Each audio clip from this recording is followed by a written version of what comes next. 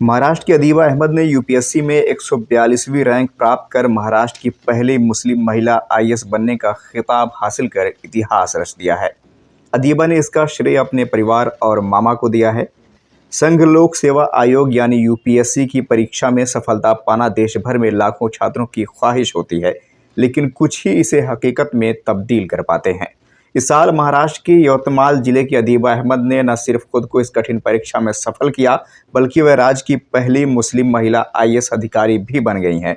अदीबा ने देश भर में 142वीं रैंक हासिल कर ये उपलब्धि हासिल की, जिससे उनके परिवार और दोस्तों में खुशी का माहौल है। 22 अप्रैल 2024 को घोषित यूपीएससी के अंतिम परिणामों में महिला अभ्यर्थियों ने एक बार फिर अपनी मेहनत और संघर्ष का लोहा मनवाया है।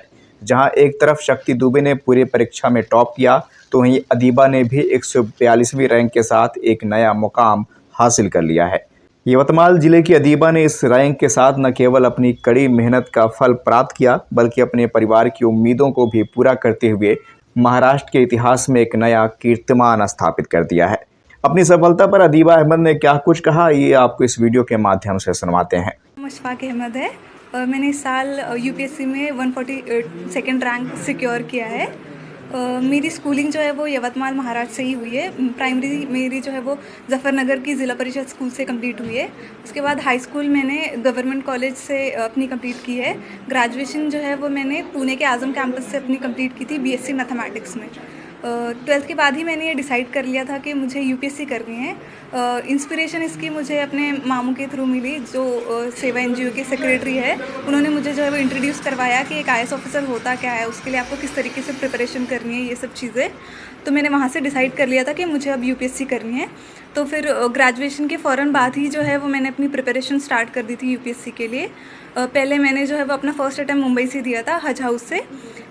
सेकेंड अटैम्प्ट के लिए से मैं दिल्ली चली गई, जिसमें हमदर्द स्टडी सर्कल से जो है वो मैंने अपना सेकेंड अटैम्प्ट दिया। और फाइनली जो मेरा ये वाला अटैम्प्ट रहा है, जिसमें मुझे फाइनली सक्सेस मिली है, वो मैंने जामिया मिल्लिया इस्लामिया से दिया है, आरसीए में। मेरी ये जो पूरी जर्नी रही है उसमें बहुत सारे उतार चढ़ाव रहे हैं, लेकिन जो है मेरी फैमिली का सपोर्ट बहुत ज़्यादा इसमें रहा है, स्पेशली मेरे पेरेंट्स का। मैं फाइनेंशियली थोड़े हम्बल बैकग्राउंड से बिलोंग करती हूँ। मेरे पापा जो है वो ऑटो रिक्शा ड्राइवर है, लेकिन फिर भी उन्होंने कभी मुझे ये एहसास नहीं होने दिया कि हमारे पास रिसोर्सेज की कमी है। उन्होंने हमेशा मुझे सपोर्ट किया है। मेरी जो मदर है, उन्होंने मुझे हमेशा सपोर्ट किया है। कहीं ना कहीं मैं जो एक पेट्रियार्कल सोसाइटी से बिलोंग करती हूँ, इसके बावजूद भी कभी मेरे पेरेंट्स ने मुझे ऐसा महसूस नहीं होने दिया कि तुम लड़की हो, तुम ये नहीं कर सकती। उन पे दूसरों का भी प्रेशर था, फिर भी उन्होंने इस प्रेशर को हैंडल करते हुए मुझे सपोर्ट किया है। मेरी पूरी फैमिली, फ्रेंड्स, टीचर्स, सब ने मुझे इस जर्नी में जो है वो बहुत ज़्यादा सपोर्ट किया है। मैं अपनी प्रिपरेशन की बात करूँ तो ये मेरा 4th अटैम्प्ट था, तो इससे आप अंदाज़ा लगा सकते हैं कि जर्नी बहुत ज़्यादा डिफ़िकल्ट रही है। फेलियर्स बहुत सारे आए इसमें, लेकिन मैंने इस जर्नी में एक चीज़ सीखी है कि आपको पेशेंस और कंसिस्टेंसी जो है वो कभी इन दोनों चीज़ों का साथ नहीं छोड़ना है। ये दोनों चीज़ें ही है जो आपको जो है वो आपकी डेस्टिनेशन तक पहुंचा सकती है। आपके पास फेलियर्स आएंगे, बहुत सारे आएंगे, लेकिन आपको उन फेलियर्स से सीखना है कि आपकी गलती कहाँ हो रही है और आगे बढ़ना है। जो आने वाली पीढ़ी है, नए बच्चे हैं जो ये सोचते हैं कि कैसे मुकाम तक पहुंचना है, तो उनके लिए क्या सलाह देना चाहिए? मैं यही कहना चाहूँगी कि आप कभी ये मत सोचें कि आपने जो सपना देखा है वो पूरा होगा या नहीं।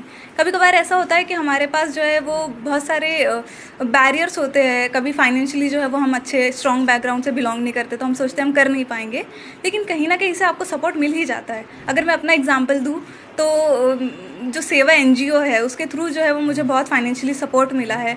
इस तरह से मदद जो है वो आती रही है। मेरे पेरेंट्स ने मुझे हमेशा बहुत ज़्यादा सपोर्ट किया है। तो आपको कभी अपने सपने का जो है वो छोड़ नहीं देना चाहिए, उसके लिए हमेशा कोशिश करती रहनी चाहिए। और फेलियर्स चाहे जितने भी आए, आपको कभी उनसे डरना नहीं है।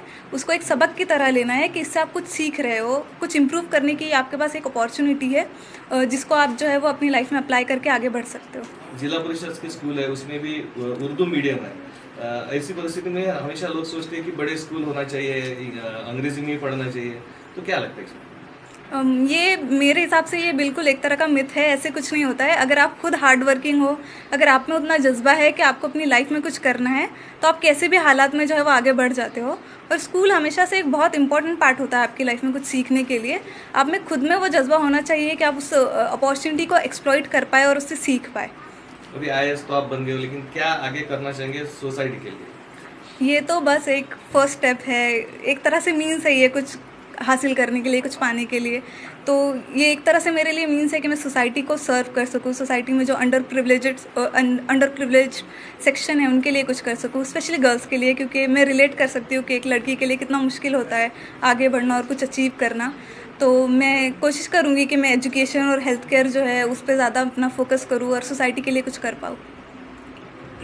हमने सुने कि आपका खुद का घर भी नहीं है, तो पढ़ाई के लिए जैसा जो भी बोलना है बाकी बच्चों को, बहुत सारे लोग बोलते हैं कि भाई पैसा लगता पढ़ाई के लिए वगैरह, तो उसके बारे में आप क्या बोलना चाहेंगे? देखिए, ये सारी तो सेकेंडरी चीज़ें होती है। आपको खुद का घर चाहिए, पैसा चाहिए, ये सब होते हुए भी अगर आपके पास अपना खुद का ही कोई जज्बा नहीं है आगे बढ़ने का, आप में खुद में ही वो लगन नहीं है कुछ करने की, तो आप कुछ नहीं कर सकते। अगर आपके पास वो जज्बा है, अगर आप जो है वो हार्ड वर्किंग है, अगर आप सोचते हैं कि आप कुछ अचीव करना चाहते हैं और उसके लिए कोशिश करते हैं, तो फिर रिसोर्सेज तो कहीं ना कहीं से आ ही जाते हैं। हम ऐसी सोसाइटी में रहते हैं, इसके लिए हमें ग्रेट। समाज से राजनीति तक, शिक्षा से अपराध तक, खेत से खलिहान तक, खिलाड़ी से मैदान तक, फिल्मी सितारों पर भी होगी हमारी नज़र, आसमान की भी हम रखेंगे खबर। अब हर खबर सिर्फ यूपी टाइम्स न्यूज़ पर। Subscribe now.